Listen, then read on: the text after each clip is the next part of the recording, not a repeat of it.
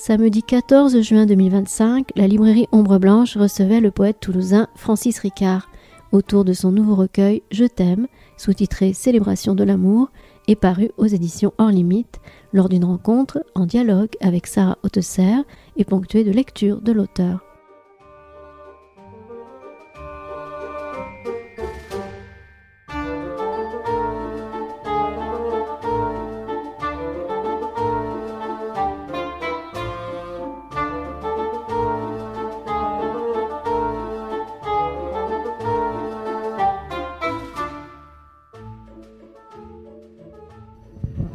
Bon, mais je propose que... Vas-y, quand tu voudras. Merci à tous les deux. Merci Sarah d'accompagner Francis dans ce parcours poétique et de parcours de mots. C'est une fin d'après-midi qui est un peu acrobatique, mais on avait toute une journée à la fois très toulousaine et puis pas tout à fait le matin, mais bon, autour des grandes dates de Toulouse et puis avec...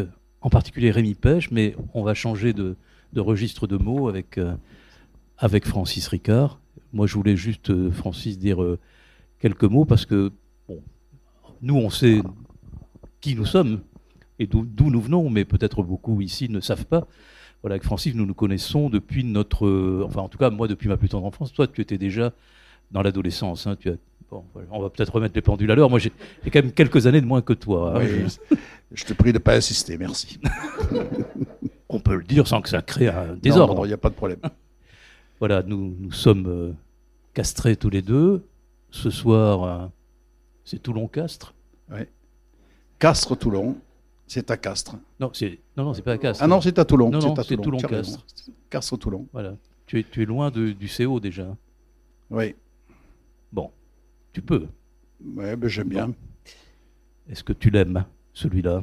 Ou est-ce que tu aurais dit « je t'aime » au... Je soutiens plutôt le Stade Toulousain à l'heure actuelle. Ça fait 40 ans que je suis à Toulouse. Moi aussi, mais je n'arrive pas à dire... Bon, 50 ans, on en parlera une autre fois. Bon, voilà, donc nous nous sommes connus... Moi, j'étais vraiment très jeune et je me souviens de ces sorties de lycée où nous cheminions ensemble. Je devais faire au moins 1,20 m de moins que toi. Et en tout cas, c'est pour moi un souvenir très agréable.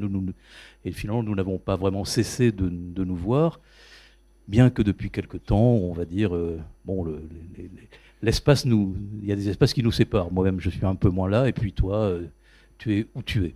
Et depuis là où tu es, tu dis, alors j'arrive peut-être pas à le lire, je t'aime, c'est ça. Bon, voilà. Donc, merci à tous les deux. On va t'entendre autour de ce mot, de ces mots très simples. Ouais. On ne dit peut-être pas assez souvent. Bon, merci beaucoup Sarah de l'accompagner. Allez, à vous, moi je m'en vais. Enfin, je m'en vais derrière. Là. Merci Christian. Merci beaucoup Christian. Bonjour, bonsoir, merci à vous toutes et tous d'être là ce soir. Effectivement, nous allons terminer cette longue journée de rencontres à Ombre Blanche avec Francis Ricard et avec la poésie, avec ce petit livre rouge. Francis, tiens. Petit livre rouge qui n'est pas le petit livre rouge auquel on pense, mais rouge parce qu'il est incandescent, parce c'est la couleur de la passion, c'est la couleur de l'amour et aussi de l'amour physique, on va en parler. Pour présenter Francis Ricard, bon voilà, Christian l'a déjà dit, donc né à Castres, il a été enseignant de français, alors en lycée technique. Si je me trompe, Francis, Pardon, enseignant de français, oui. Au lycée technique ou en lycée En lycée agricole. En lycée agricole. Pendant 41 ans. A toujours été poète, j'imagine. Oui, toujours. Aficionado, photographe, comme en témoigne... alors j'ai amené plein de petits livres. Donc en témoigne La corrida des ombres, par exemple. Il est aussi l'auteur de plusieurs recueils que j'ai amenés ici. Bon, dans le désordre, C'est comme ça, édition Hors Limite. Arthur Rimbaud, Poste restante Marseille, édition Hors Limite. Et puis celui-là, En un seul souffle, édition Chaîne Éditeur, parce que j'y tiens celui-là aussi parce que c'est c'est avec celui-là que j'ai rencontré Francis Ricard. Je ne savais pas qu'il existait, ce poète toulousain existait. C'est par l'édition voilà, par Jean-Pierre Siméon que je l'ai appris. Le texte avait été donné aux Jacobins par Denis Lavant. Donc il y a d'autres recueils, des recueils collectifs aussi, et puis des CD, avec notamment Les Grandes Bouches. Tu peux dire ce que c'est, Les Grandes Bouches ? Les Grandes Bouches, c'est un groupe musical dont le leader, Philippe, est au fond de la salle. Ah oui, je le vois. Et dont l'épouse est conservatrice du musée Ingres à Montauban. Et donc avec Philippe, on a essayé de faire des chansons, ce qui m'a demandé un autre angle de plume, parce que Philippe est très exigeant. Et on a essayé de mettre mes poèmes en musique, mais ça ne marchait pas. Donc je lui ai dit, j'écrirai directement des chansons pour toi, ce sera plus simple comme ça. Voilà. Et donc on a fait deux ou trois CD, sur lesquels j'apparais chaque fois. Merci Philippe. Philippe Dutheil, donc. Alors Francis, on va rentrer, avant de rentrer dans le vif du sujet de Je t'aime, j'ai quelques questions quand même pour te présenter par rapport à ton lien à la poésie, pour ceux qui ne te connaissent pas. Je voudrais d'abord faire une petite... Ah, tu voulais parler des éditions Hors Limite. Je voudrais tout d'abord remercier mon éditeur, représenté ici par Jacques Poyeux, par ailleurs écrivain lui-même, poète et romancier. Donc c'est le 3e livre que je publie chez eux, édition Hors Limite, et je suis enchanté de notre relation. Les éditions Hors Limite sont basées à Muret, et ce sont des éditions associatives loi 1901, qui financent, grâce à des auteurs qui ne se vendent pas trop mal, comme moi par exemple, des auteurs dont c'est souvent le premier livre. Dans ces éditions, on cherche des bénévoles pour tenir des salons, et une future présidente, parce que la maman de Jacques a 80 ans passés, elle voudrait passer la même. Voilà. Donc avise aux amatrices et aux amateurs. Et puis soyez donc généreux, achetez le livre, pensez à l'offrir à tous les amoureux. Je vous remercie par avance pour votre geste. Et une autre petite précision, l'écologie nous vante aujourd'hui les aliments garantis et sans OGM. Eh bien, mon livre est garanti sans IA. Il est authentiquement écrit sans utilisation de l'intelligence artificielle. C'est un poème humain, peut-être un des derniers. C'est donc un livre collector par rapport à l'IA. J'aimerais, je ne vais pas le faire maintenant parce que ce serait trop long, mais reparler de l'IA parce que je suis stupéfait. Stupéfait de voir ce que l'IA est capable de créer. C'est effrayant. Effrayant. Mais je m'arrête là parce que je serai trop disert.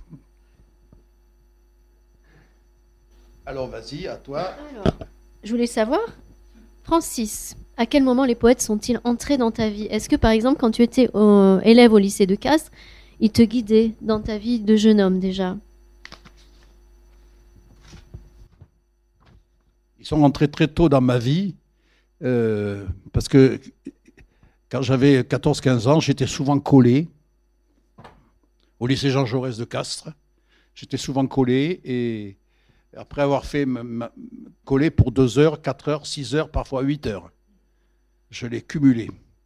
Et donc quand j'avais fini d'écrire ces conneries de punition, au fond de la classe, il y avait les Lagarde et Michard, des pensionnaires, des élèves pensionnaires. Et donc j'allais attraper ces Lagarde et Michard, et j'ai lu beaucoup lu les poètes à ce moment-là, avec une prédilection au départ pour Alfred de Musset, puis plus tard pour Blaise Cendrars, plus tard pour les surréalistes. Mais je crois que j'ai lu tous les poèmes du 19e et du 20e siècle qu'il y a dans les Lagarde et Michard. Donc c'est une très très vieille passion. Alors, dans ton panthéon de poètes, quelle place tient particulièrement Arthur Rimbaud, à qui tu as consacré ce recueil, Arthur Rimbaud, poste restante, Marseille, et dont on retrouve, là je vais parler en mon nom, des réminiscences dans Je t'aime. Oui, alors Rimbaud bien sûr. Rimbaud par-dessus tout, Rimbe, l'enfant de Charleville, mais aussi, bien sûr, plein d'autres poètes. Baudelaire en particulier, et puis Sandrard, et puis Éluard, et puis, enfin, plein de poètes, surtout du XXe siècle. Poètes du XIXe, on n'ose plus trop en parler. Dire aujourd'hui qu'on aime Vigny, Musset, Lamartine, ça fait un peu ringard. Mais je les aime aussi, voilà. Et pourquoi Rimbaud? Qu'est-ce qu'il représente pour toi? Parce que Rimbaud, par rapport à l'élève indolent que j'étais, quand Rimbaud écrit « On n'est pas sérieux quand on a 17 ans », ça m'allait très bien. Et quand Rimbaud fuguait de chez lui pour aller faire la vie, je m'en allais les poings dans mes poches crevées, mon paletot aussi devenait idéal, ça ne pouvait que me parler. J'étais passionné par sa vie, par son adolescence, par sa révolte, par tout ça.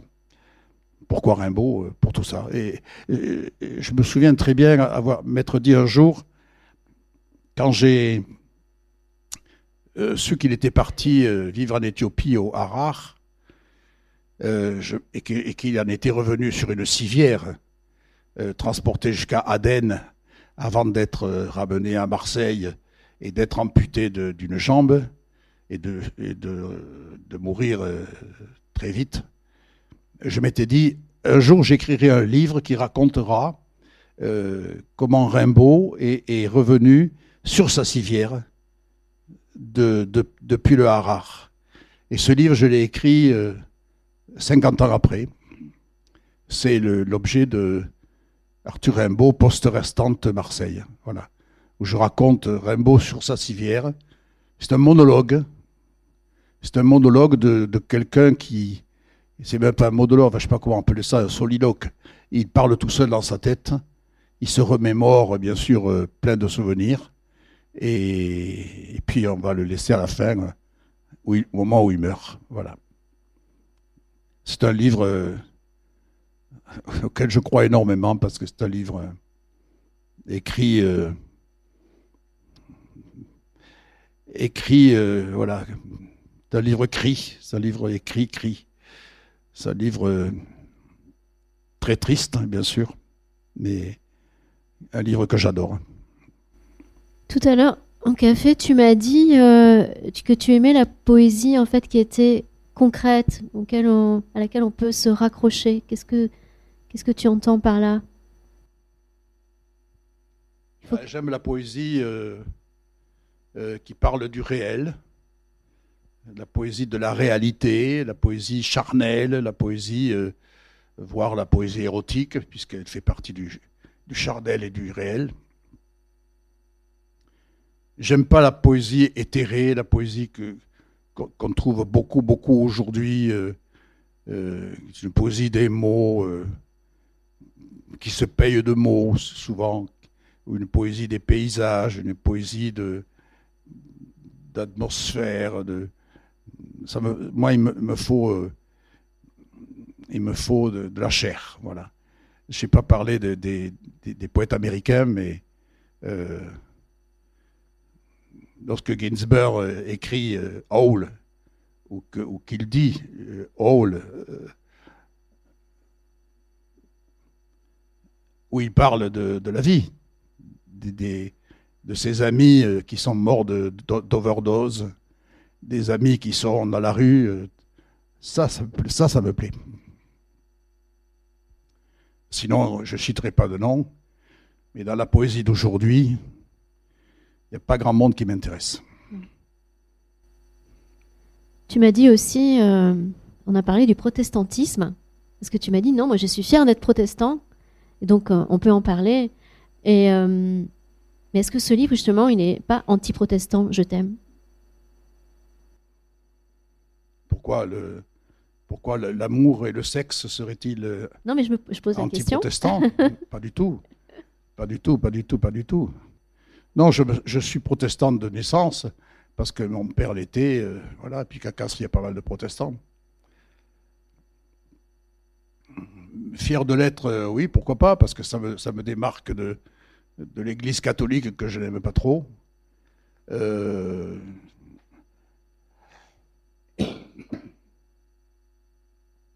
Mystique, un petit peu. En tout cas, j'ai le sens du sacré, le sens des valeurs, auxquelles je crois énormément. Je ne sais pas si je le tire du protestantisme, mais voilà, on rigole pas. On ne peut pas se tirer d'une situation avec 3 patères et 4 ave. On est responsable devant qui on veut, hein, mais il faut assumer sa responsabilité. Voilà. Je suis plutôt kantien, hein, si on parle un peu de philosophie, je suis très kantien. Voilà. Fils de pasteur, hein, Kant. 60 ans de vie en poésie, à peu près. Qu'est-ce que ça signifie pour toi? 60 ans de vie en poésie, tu as dit? Oui. Qu'est-ce que ça signifie? De vie en politique. Non, non, ça c'est une autre personne. Non, parce que la politique ne m'intéresse pas trop. Je laisse ça à ma femme Cathy. Qu'est-ce que ça signifie? La poésie, c'est tout. Enfin, je veux dire, j'aimerais que ce soit plus que ça. C'est-à-dire, j'aimerais un monde poétique. J'aimerais que nos relations soient davantage poétiques. J'aimerais, mais c'est tellement difficile. On est dans un siècle tellement matérialiste, tellement où les choses sont tellement importantes, où on ne s'aime pas.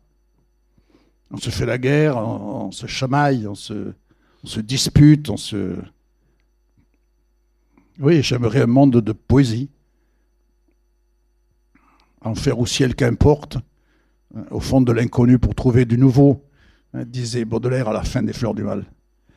Mais concrètement, ça veut dire quoi? C'est écrire tout le temps, c'est aller aux rencontres, être invité, à participer aux manifestations, au Printemps des Poètes, au Marathon des Mots, des marches de la poésie, des choses comme ça? Toutes ces choses-là. Et trouver des éditeurs aussi? Oui. Toutes ces choses-là, c'est très bien, mais il faut être invité. Marathon des Mots, j'ai participé 2 fois. Une fois lu par Denis Lavant, une autre fois par Bernard-Pierre Donadieu. J'ai été invité à Clermont-Ferrand pour la semaine de la poésie, mais ça passe 1 fois. Donc après, on n'est pas forcément réinvité. Qu'est-ce que tu disais? Le marché de la poésie. Oui, non, Paris. mais c'est tout. Oui, comment on se montre en fait. Oui, le marché de la poésie qui a lieu en ce moment d'ailleurs. Serge Pey m'a envoyé un mot pour me dire qu'il ne serait pas là parce qu'il était au marché de la poésie. Marché de la poésie, il faut avoir un stand qui coûte très cher, très très cher. Donc ni moi ni mon éditeur n'avons les moyens de nous payer un stand au marché de la poésie. Sinon on y rencontre tous les poètes français vivants. C'est très intéressant. J'y suis souvent allé. Hein. Paris. C'est à Paris, c'est au marché Saint-Sulpice, place Saint-Sulpice. C'est un très bel endroit où vraiment, si on cherche de la poésie, toute la poésie est là. Voilà. Et tous les éditeurs? Tous les éditeurs. Ouais. Tous les éditeurs sont là avec pas mal d'auteurs qui sont avec leurs éditeurs. Est-ce que c'est difficile justement de trouver des éditeurs de poésie? Bon, tu as eu Chêne, Atlantica, maintenant Les Purs et les éditions en limite. Comment ça se... Il faut trouver un éditeur. Vous savez, c'est pas facile du tout en poésie, sachant qu'en poésie, on va vendre 200 exemplaires maximum. Chez Chêne, j'en avais vendu 1500 quand même, parce que plus l'éditeur est connu, plus c'est distribué. Plus c'est distribué dans la France entière. C'est difficile. Très difficile de se faire éditer. Il y a quelques maisons d'édition. Il y en a beaucoup. Il y a beaucoup de maisons d'édition. Mais bon, moi, j'ai pas...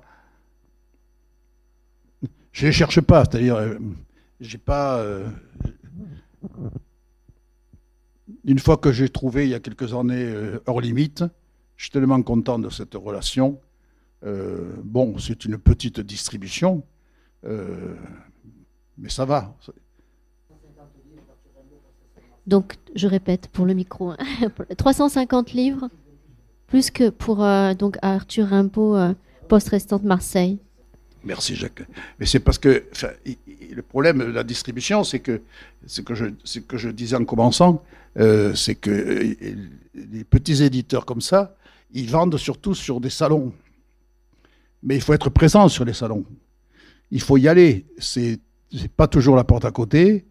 C'est pas le prix. Le prix n'est pas tellement élevé généralement. Mais il faut y aller. Il faut y passer la journée assis à attendre le client. Parfois ne vendre aucun livre, hein, ça peut arriver aussi. Donc il faudrait beaucoup de bénévoles pour représenter ces petits éditeurs. Voilà. Il y a un marché de la poésie aussi qui s'est organisé à la cave poésie, là, une fois par an aussi, qui est pas mal. Donc en fait, tu cherches pas. C'est quand tu as quand tu as réuni cet ensemble là de Je t'aime, tu as contacté les éditions Hors Limite. Oui. Ils étaient prêts. Oui. Est-ce que tu veux bien nous lire quelques extraits, ou nous lire quelques poèmes avant qu'on rentre dans le vif du sujet de la célébration de l'amour? Parce que je sais que la poésie à voix haute, la lecture, c'est important pour toi. Oui. C'est important que les autres le lisent, mais tu aimes aussi le lire toi-même.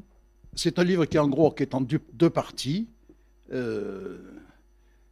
Il y a une première partie qui est l'invite de quelqu'un. Voilà. Un homme qui s'adresse à une femme et qui lui dit viens. Il y a une charnière, c'est tu es venu.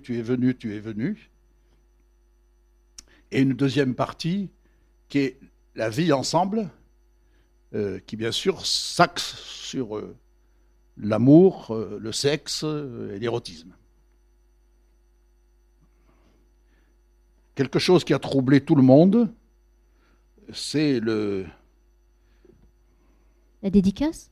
La dédicace, oui, dont tu voulais parler, puisque généralement, jusqu'à présent, tous mes livres étaient dédicacés à quelqu'un de précis, alors que celui-là, il est dédicacé à celle qui sait. Et alors, bien entendu, tout le monde me demande, mais c'est qui? C'est qui celle-là? C'est qui celle qui sait? Bon, on en reparlera.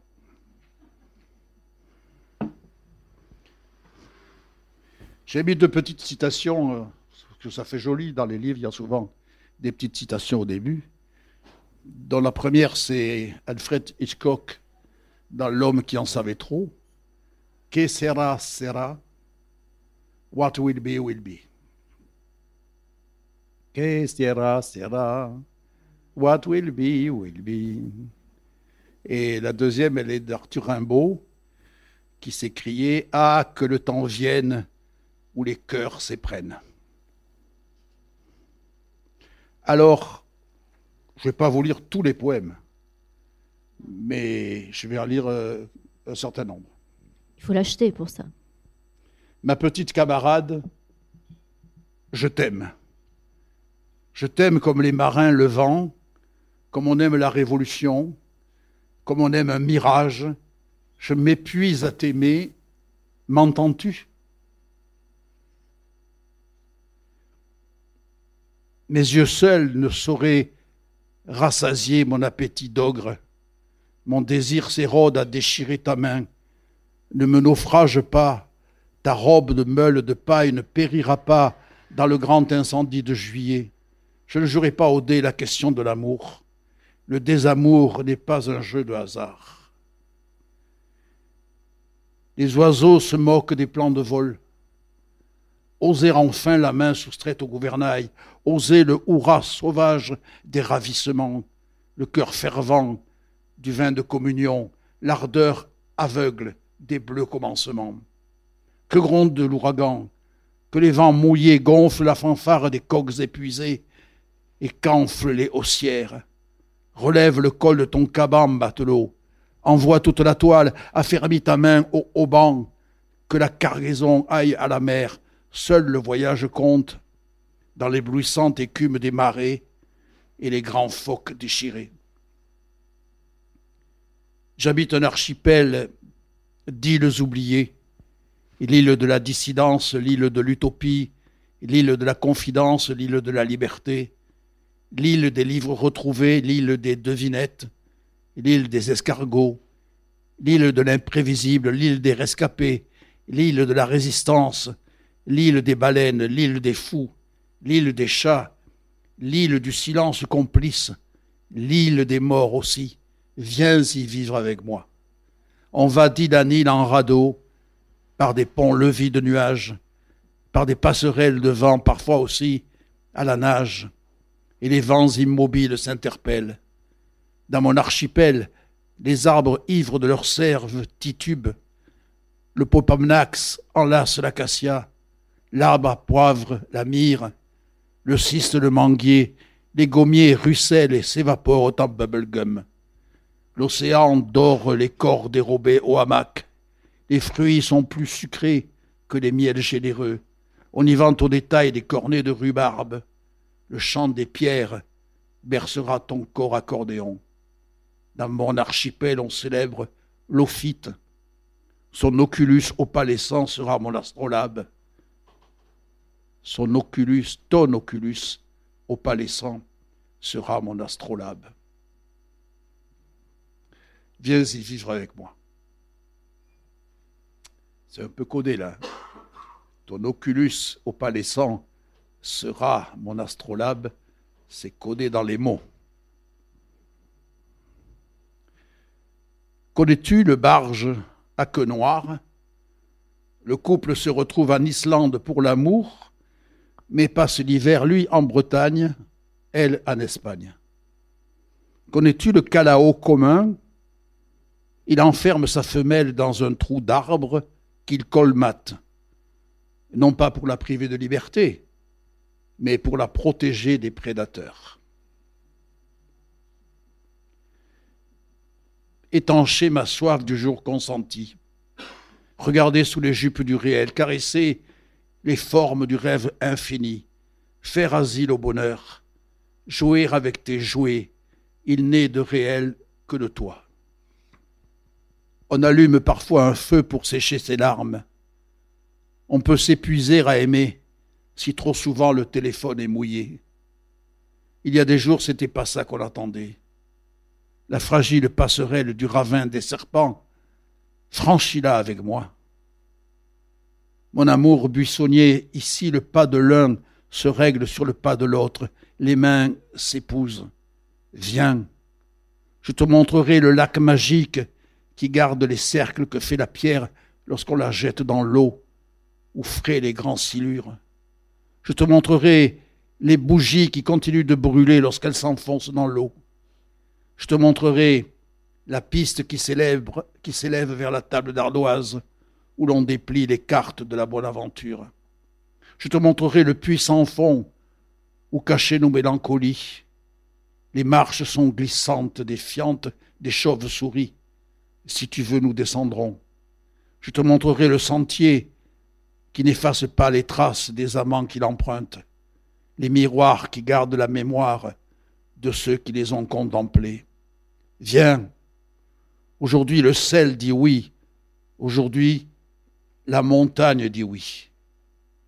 Viens, je connais la clé qui ouvre le sort de l'évasion magique et l'esprit noir des filles magnétiques.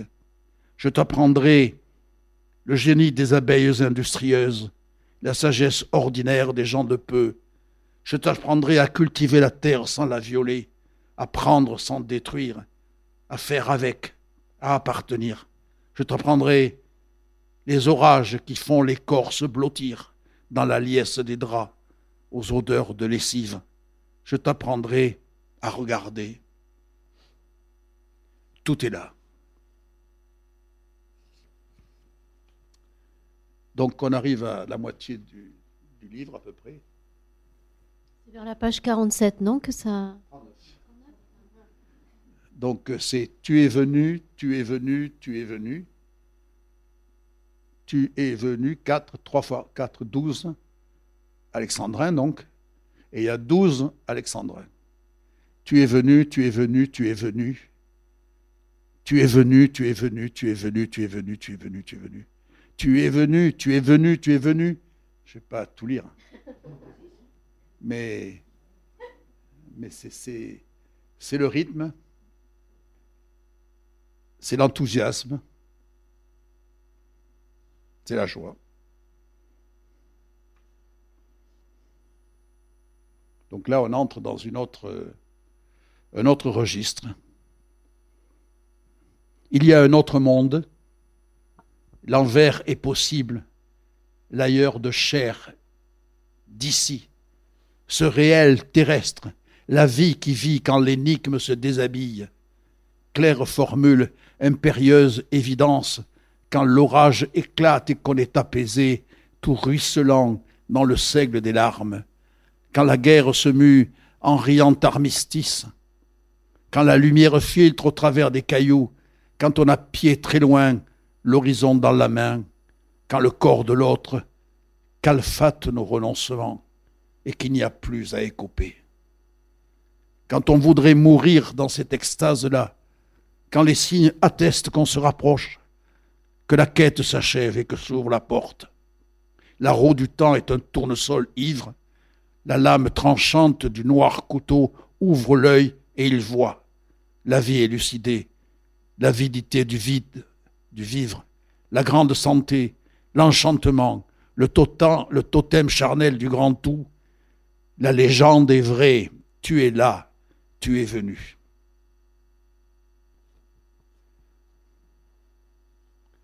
Je saute beaucoup de choses. Je t'assigne à l'heure juste 24 fois par jour. Tes éclats d'âme, mes hautes heures, mon souffle anapné si ta main s'absente. Je respire quand au triangle de coton tiède je m'enfouis. Tes fesses au bord du volcan, agenouillées près l'arcane majeur, je ne vois que du feu. Mes tempes carillonnent quand tu ouvres tes bras. Ton escargot replié se plisse et se déplisse et s'étire en bâillant. Il se double, se dédouble, gluant sous la gluant sous la soie, il luit. Chair nue, mouillée, ferme et charnue, prête à se rétracter, fragile et transparente dentelle sous mes doigts en extase. Une épaule appuyée au chambranle de la porte ouverte sur le jardin.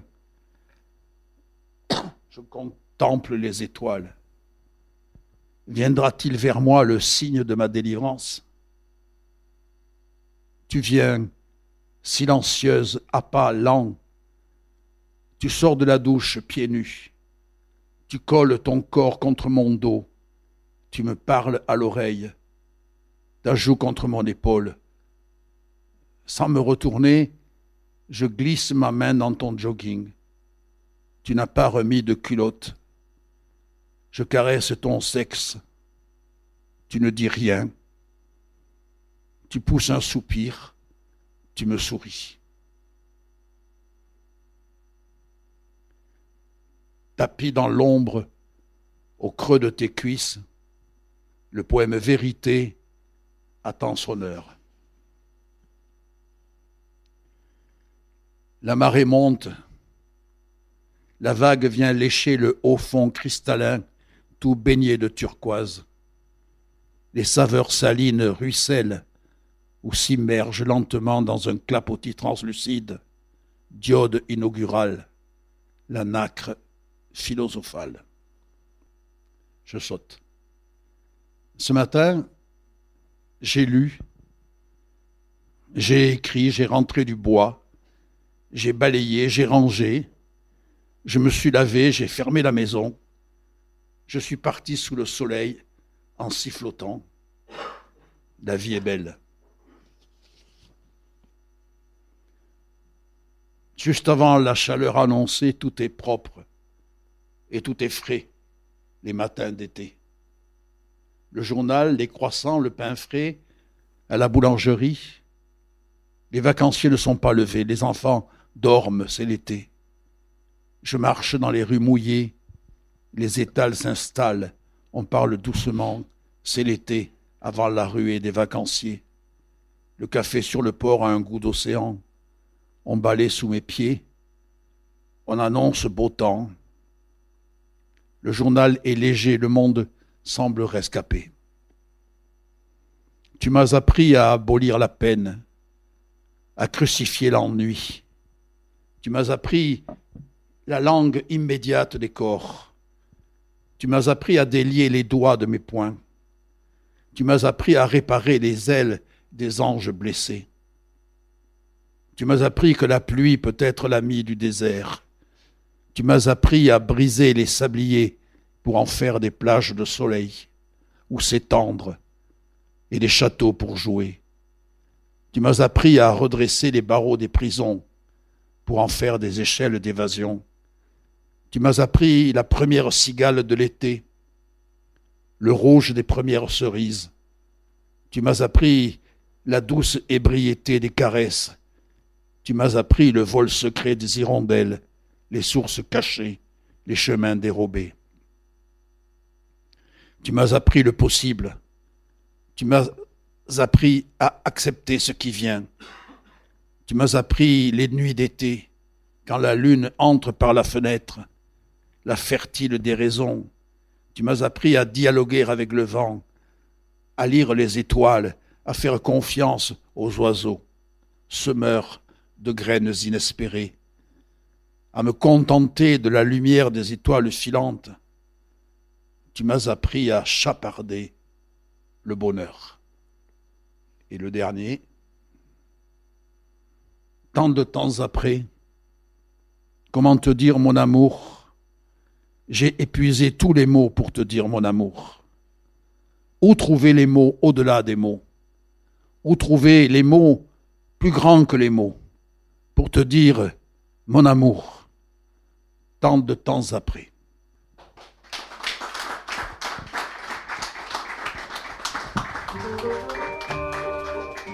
Francis Ricard, à la librairie Ombre Blanche à Toulouse, samedi 14 juin 2025, pour la parution de son recueil « Je t'aime » aux éditions Hors Limite.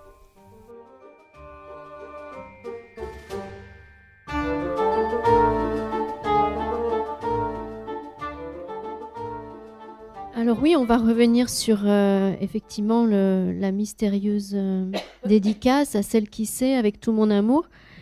La dédicace à la femme aimée, à la muse, s'inscrit dans une tradition poétique. C'est la Béatrice de Dante, Hélène de Ronsard, Elsa d'Aragon. Mais là, évidemment, on ne sait pas, on s'interroge.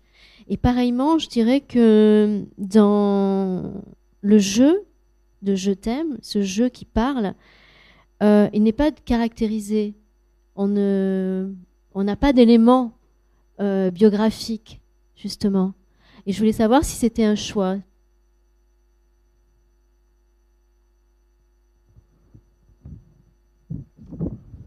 Oui, c'est un choix. Et qu'est-ce qu'il dit, ce choix? C'est le choix du secret, c'est le choix du mystère, c'est le choix de dire sans dire. C'est un choix d'universel. Ça peut s'adresser à n'importe qui. Ça pourrait être deux hommes, ça pourrait être deux femmes. À quelques accords grammaticaux près, ça peut être dit par... ces déclarations peuvent être dites par n'importe qui. Voilà. C'est ce que tu voulais que les lecteurs, lectrices se projettent? Oui, bien sûr. Oui, bien sûr. Je ne voulais pas qu'on pense à quelqu'un en particulier qui aurait tel âge, qui aurait une biographie, qui aurait tel âge, qui aurait tel métier, qui aurait... je sais pas moi... Je veux que ça reste. Je voulais que ça reste.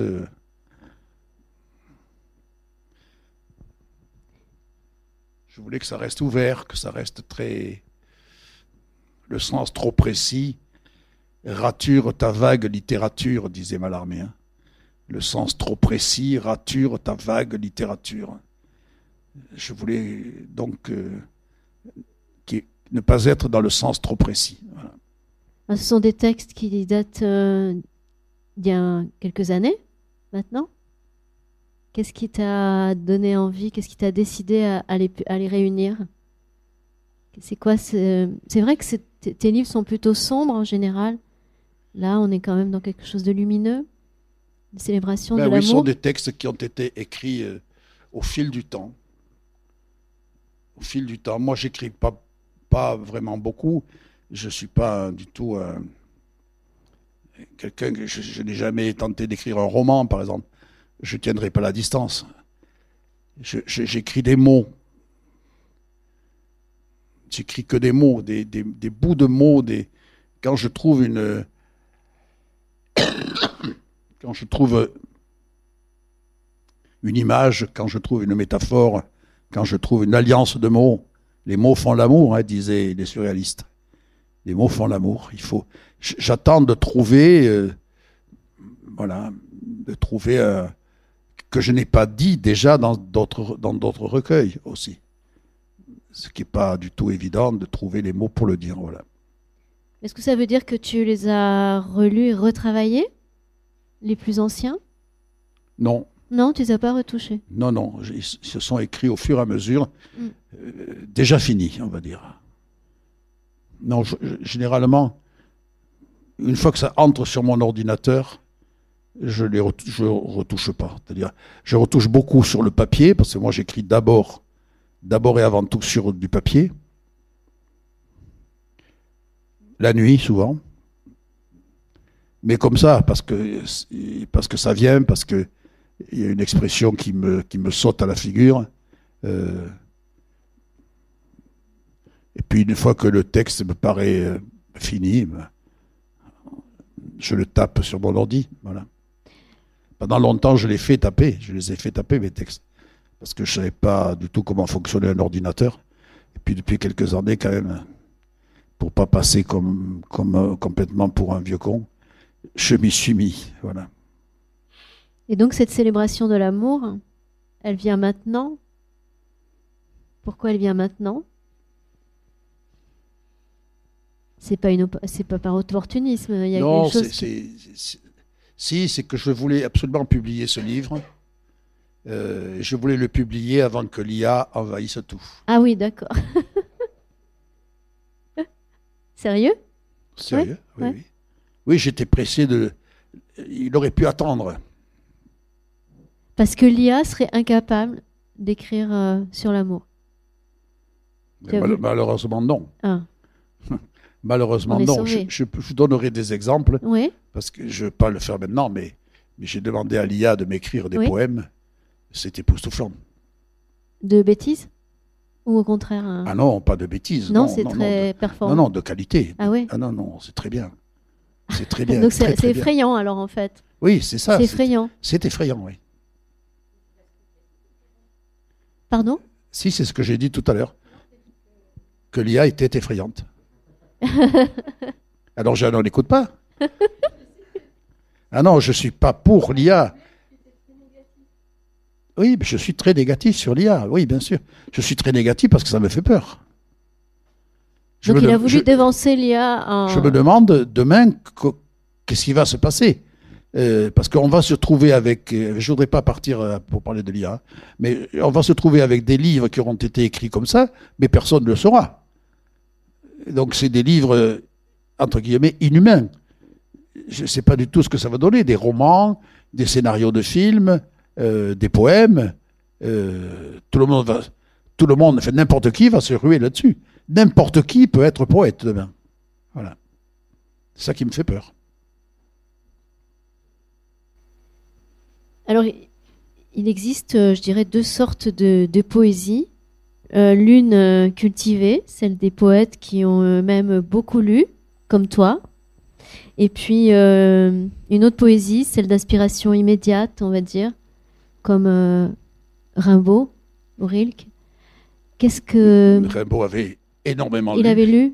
énormément. Ouais. Il connaissait très très bien les poètes de son temps. Enfin, à 17 ans, il avait déjà... Oui, mais à 17 ans, il avait lu tous les poètes de son temps. Grâce à son professeur Isambard, qui était très branché poésie et littérature, et son professeur lui faisait passer tous les livres qu'il avait. Voilà. Et Rimbaud a dévoré jusqu'à 16 ans. Il a dévoré tous les livres qu'Isambard lui prêtait. Assimilé quand même en une période très courte. Ouais, mais c'était une époque où Rimbaud à 8, 9, 10 ans, il écrit des grands poèmes en latin. Oui, enfin, quand même, c'est... C'est un génie, c'est-à-dire, c'est un génie. Enfin, on ne peut pas imaginer, ce qu'il est capable de décrire très, très jeune. Très, très jeune. Comme Baudelaire, quand on lit les lettres de Baudelaire à sa famille, publiées dans un livre qui s'appelle Lettres aux siens, on est époustouflé de la maturité d'un enfant. Je parle de Baudelaire, là. Mais on est époustouflé par la maturité d'un enfant qui a été mis au pensionnaire dans un collège, qui sort tous les 3 mois, et qui écrit à ses parents des lettres magnifiques. Mais moi, en fait, la question, c'était... je sais que tu ne me répondras pas. C'était par rapport à tes inspirations, justement, à tout ce que tu as lu. Comment... Tu voudrais en parler plus tard, peut-être? Non, ce que j'ai lu... Parce que c'est vrai, Ce que j'ai lu m'inspire peu, c'est-à-dire... Je l'ai, je pense, complètement digéré. Ouais. Et donc, je ne copie personne. Il n'y a que dans un livre, j'ai fait un poème, mais je l'ai dit, c'est Hommage à Blaise Cendrars. Ça s'appelle Prose de la Volga. C'est un poème que j'ai écrit à propos d'un voyage qu'on a fait en Russie, entre Saint-Pétersbourg et Moscou. Et donc, j'ai pensé à la prose du Transsibérien de Cendrars, et j'ai écrit Prose de la Volga. Mais sinon, il faut arriver à se dédouaner complètement des poètes qu'on a aimés. On ne peut pas faire du Éluard tous les jours, on peut pas faire... Ah, voilà, moi c'est ça que je voulais en venir là. Ben, le Je t'aime de Éluard. Hein. Non, mais c'est fait, Éluard. Il faut lire Éluard, en revanche. Il faut lire René Char. Il faut les lire, tous ces gens-là. Mais il faut arriver à les digérer de manière à ne pas les... C'est La Fontaine qui dit les abeilles pillotent de ça, de là, les fleurs, puis elles font leur miel qui est tout leur. Il faut pilloter partout, mais ensuite, il faut faire son propre miel. Voilà. Pas évident. Est-ce que tu dirais que tu es lyrique dans ce recueil-là? Que je suis lyrique. Lyrique. Bah oui, bien sûr. De toute façon, aujourd'hui, on considère qu'il n'y a que 2 poésies. Hein. Il y a la poésie de l'oralité. Serge Pey, pour ceux qui connaissent. Une poésie qui est faite à base de sons, où le sens pas toujours évident. Et puis la poésie lyrique, voilà. Tout le reste. Moi, j'appartiens au courant de poésie lyrique. Oui. Est-ce qu'on peut être anti-lyrique quand on parle d'amour? Mais c'est pas lyrique au sens de... C'est pas lyrique au sens de... romantique, poète, prends ton luth, prends ta lyre. Non, c'est pas de ce sens-là. C'est les sentiments, voilà. Parce que il t'est arrivé de pas être... Enfin, quand on parle, par exemple, des haricots verts de Francis Ricard ou le Cajot de Francis Ponge, ce ne sont pas des poèmes lyriques. Non, ce sont des poèmes de circonstance. Ouais. Et quel lien tu fais entre l'amour, la poésie, ce couple éternel? Il devrait être inséparable. Il devrait être insécable, mais malheureusement, si la poésie peut parler d'amour, l'amour ne parle pas toujours de poésie. Hein. même rarement, je veux dire, très rarement. La poésie, ça intéresse très peu de monde, donc l'état poétique, être dans un état poétique, ou se mettre dans un état poétique, c'est très très rare. On va peut-être penser que j'ai un texte final. Voilà, alors Francis avait, pour répondre aux questions justement sur les inspirations, c'est ça, et sur la création, voulait nous dire un texte qu'il a écrit spécialement pour aujourd'hui. C'est un texte pour répondre en particulier à celle qui sait. Celle qui sait. Nos amours avec les sirènes ne regardent pas nos moniteurs de plongée sous-marine. Flaubert n'a pas couché avec Emma Bovary, ni Racine avec Bérénice, pas davantage Molière avec Agnès, ou Rostand avec Roxane. Un livre se nourrit d'une part de réalité vécue, transfigurée, et d'une part importante d'imaginaire. Ce qui compte, c'est le souvenir et sa lente maturation, transformation dans la cave noire de notre mémoire, comme vieillit un alcool avant dégustation. C'est de cette lente distillation que s'écoule goutte à goutte le poème. On se souvient, on écrit, on se relit, on déguste le goût secret du péché. C'est bon, oh que c'est bon. Je pense aussi à Ronsard. Quelle est la part de vécu dans ses amours avec Marie, Cassandre ou avec Hélène? On l'ignore. Du Bellay avec Mademoiselle Viole, le nom anagrammatique d'Olive, cache sûrement d'autres conquêtes inavouables. Et Pétrarque, quelle est la part de vécu dans sa ruée vers l'or? On l'ignore aussi. Nul ne le sait. Qui sont ces femmes? Il ne faut pas les chercher dans la vie des auteurs, on ne les trouverait pas. Il faut les chercher dans le cerveau de leur géniteur. Pour un quart d'heure au lit, on passe des mois à écrire. Toutes ces femmes sont des égéries de papier, mais on les aime comme des êtres vivants. Lara, Pandora, Constance Chatterley, toutes ces femmes nous ont fait fantasmer. Toutes ces femmes de papier ont enchanté nos rêveries érotiques d'adolescents, même si elles n'étaient que des fictions. Ce livre est dédié à celle qui sait. Qui sait, celle qui sait. Les curieux aimeraient bien savoir. Celle qui sait, c'est la femme idéalisée. L'amour fantasmé. Le mirage réalisé. Qui est cette muse, l'inspiratrice de ce poème, son égérie? Le secret appartient à l'auteur. La biographie a des limites à ne pas dépasser. Certes, les mots font l'amour, mais c'est l'auteur l'entremetteur. C'est lui qui les accouple. L'auteur fait ce qu'il veut, avec qui il veut, peu importe son âge. Lorsqu'il écrit, il a toujours 30 ans. Quelle chance! Flaubert écrit « Emma s'abandonna dans l'herbe sous le corps de Rodolphe ». Le blanc qui suit cette phrase, Emma s'abandonna. Le blanc qui suit cette phrase est comme un long silence, un profond soupir. Est-ce que Flaubert se remémore ses, entre guillemets, ses baisades avec l'Égyptienne lors de son voyage en Orient? Non. Il pense seulement à la littérature. Et il jouit d'écrire. Il faut imaginer Flaubert s'enfonçant dans son fauteuil, levant les yeux vers le plafond comme Emma, couchée sur l'herbe, les lèvres vers le ciel, et poussant un soupir d'aise ou de plaisir dans cette jouissance solitaire de l'écriture.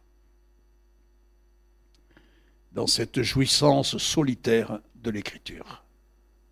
On sent cela aussi dans la scène du fiacre, où Emma s'envoie en l'air avec Léon, Mais on sent toute la jouissance de Flaubert. À écrire une belle page, il s'amuse, il abuse, il profite. Il ne pense pas à toutes les prostituées qu'il a étreintes. Il pense à l'écriture. Bérénice murmure, dans un mois, dans un an, comment souffrirons-nous, Seigneur, que tant de merde sépare de vous?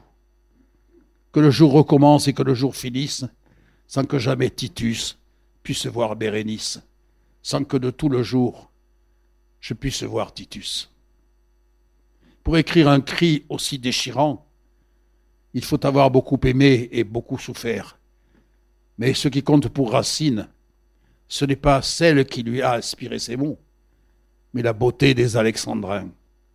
C'est la poésie. Ne confondons pas l'auteur et le narrateur, comme le font trop de lecteurs. Le narrateur est l'autre moi de l'auteur. Sa force, c'est sa liberté, son imaginaire. Il peut se laisser aller, contrairement à l'auteur souvent bridé de mille chaînes. Quel est le sujet de mon livre? Réponse, l'amour. L'attente anxieuse puis sa réalisation incandescente. L'attente exigeante, impatiente, viens, viens, viens. Puis l'explosion érotique, tu es venu, tu es venu, tu es venu. Leitmotiv répété à l'infini dans une fulgurance joyeuse. Quel âge ont les personnages? L'âge qu'on imagine. Homme ou femme, peu importe. Le sexe n'a pas de sexe. Toute relation est inclusive. L'important, c'est de s'aimer et de jouir l'un de l'autre.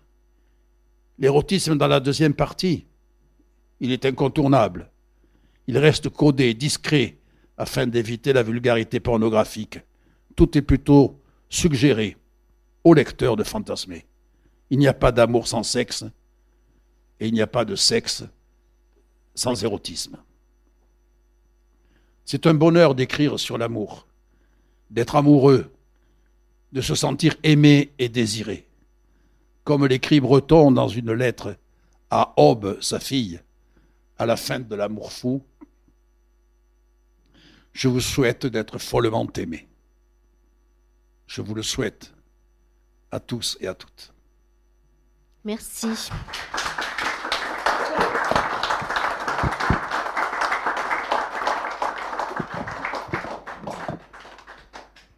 Je ne sais pas si vous avez des questions. Je ferai passer le micro. Un jour, tu m'as dit, moi, je vais vivre comme un poète. Vivre en poète. Ça veut dire quoi, vivre en poète? Ouais. Jacques demande, qu'est-ce que ça veut dire vivre en poète? Je ne sais pas. C'est tout un monde de création permanente.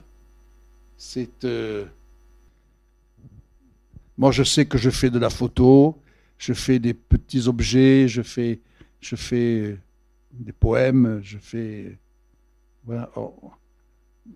C'est y penser aussi, c'est essayer chaque fois qu'on parle non pas de parler de poésie, mais parler poésie. C'est essayer de...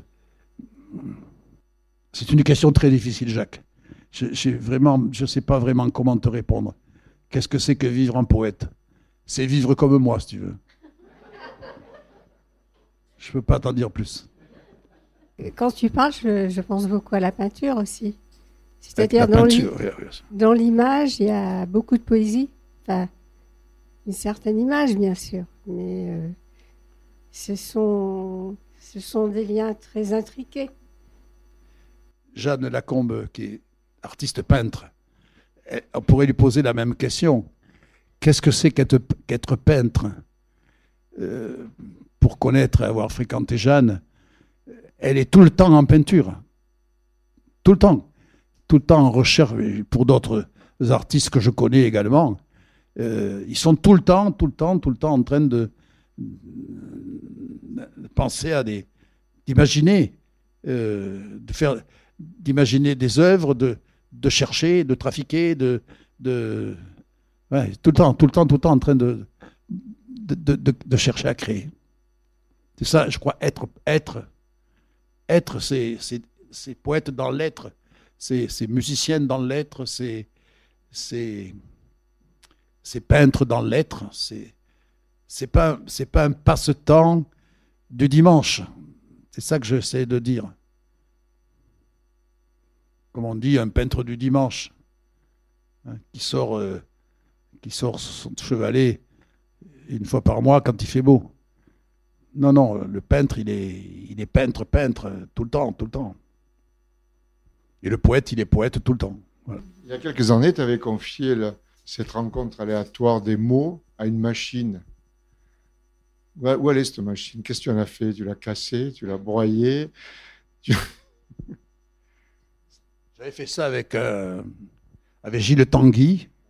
Ça s'appelait la machine à mots et ça projetait des mots dans des constructions aléatoires et qui donnaient naissance de la poésie. Voilà. Gilles a essayé de le vendre.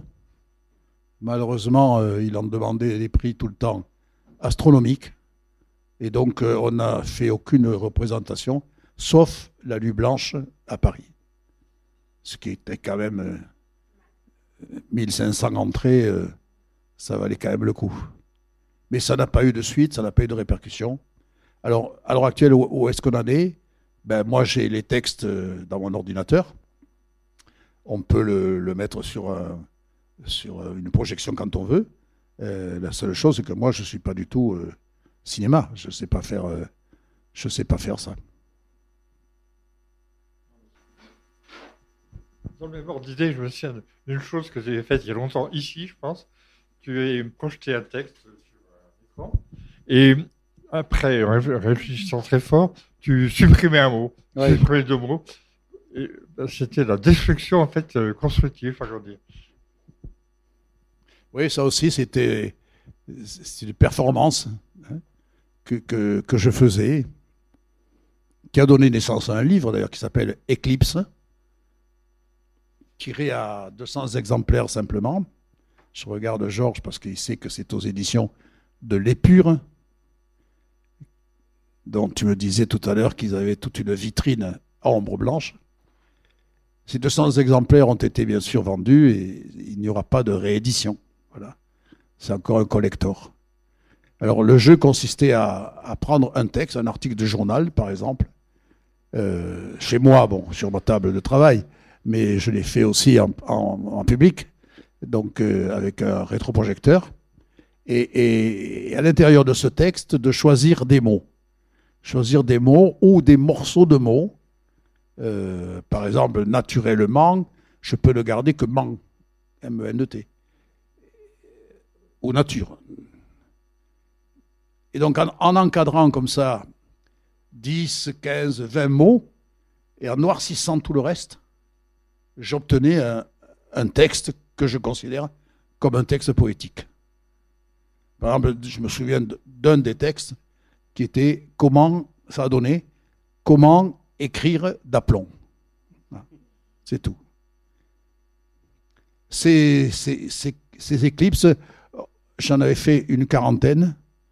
On a fait une exposition de ces éclipses une fois ici. À l'époque, c'était la galerie Le Confort des Étranges. Et on a fait une exposition avec Jacques Roubert, qui était une exposition éclipse, c'est-à-dire de 6 heures du soir à 10 heures. Et il n'y en a pas eu d'autres. C'est-à-dire que ce qui a été vendu, c'était pas vendu très cher. C'était les originaux, donc qu'on a vendu dans les 50 €. Et donc, avis aux amateurs, il m'en reste dans ma cave un certain nombre. Voilà, c'est remisé pour le futur. Voilà. C'est fragile, c'est du papier. C'est du papier journal la plupart du temps. Hein. Donc c'est fragile en particulier à la lumière. Voilà. Ouais, mais les bons hommes, c'était encore autre chose. Quand je disais que je m'amuse à écrire sur des cailloux, par exemple, j'avais été amusé aussi à faire des bons hommes sur du papier froissé. Du papier froissé que je déchirais sous la forme de bons hommes. Et puis j'ai fait toute une exposition ici aussi au confort des étranges. À l'époque, c'était une galerie. Voilà. Moi, j'ai une petite question. Je voudrais savoir quelle est la part de l'enfant que tu as été qui t'accompagne encore aujourd'hui dans ton écriture. La part de l'enfant, énorme. Il n'a pas grandi, hein. Il aimerait bien y revenir. J'ai écrit un livre que je n'ai pas publié, qui s'appelle L'enfant algébrique, pour l'instant, et qui raconte ma vie enfant, ma vie adolescent et mes premiers pas dans la vie adulte. Là, on est vraiment dans l'intime, parce que j'essaie de ne dire que la vérité, en tout cas ma vérité, avec bien sûr des manques qui sont peut-être liés à... Pérec a écrit là-dessus sur W ou le souvenir d'enfance. Hein. Il y a des souvenirs écrans, des choses qu'on nous a racontées, des choses qu'on croit avoir vécues. C'est pas du tout certain. Voilà. En tout cas, c'est au plus près de ce que je crois avoir été la vérité. Voilà. Sauf que je dis tout, et donc est-ce qu'on a envie de se déshabiller encore un peu plus? Pour l'instant, ça reste dans mon ordinateur. Voilà. Peut-être qu'on publiera un jour, mais bon. Donc ça veut dire que celui-là, ce n'est pas le dernier. Tu as dit que c'était le dernier, donc ce ne sera pas le dernier. Non, mais le dernier avant l'IA. Mais les autres, ils sont aussi écrits avant l'IA. Donc, ils sont peut-être un jour publiables, je ne sais pas. J'ai envie de dire, pour conclure, s'il n'y a plus de questions, je vais juste dire les 3 dernières vers. Ouvre grand les vannes de la fontaine de jouvence, j'ai soif, et que cela dure toujours.